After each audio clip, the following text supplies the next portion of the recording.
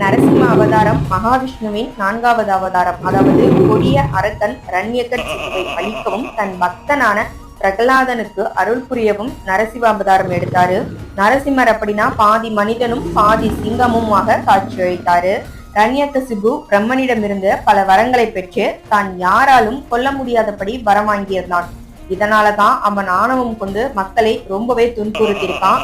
பிரகலாதன் இரண்யகசிபுவின் மகன் என்றாலுமே அவன் மகாவிஷ்ணுவின் தீவிர பக்தனா இருந்ததுனால இதை கண்ட இரண்யகசிபு பிரகலாதனை துன்புறுத்தியிருக்கான். ஆனால் பிரகலாதன் தன் பக்தியை எப்போதுமே விடவில்லை.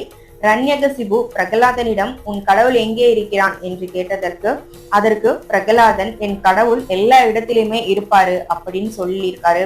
உடனே இரண்யகசிபு பக்கத்துல இருந்த தூணின் மீது கை வைத்திருக்காரு. அப்போது அந்த தூணில் இருந்து நரசிம்மர், அதாவது பாதி மனிதன் பாதி சிங்கம் என்ற உருவத்துல வெளிப்பட்டிருக்காரு.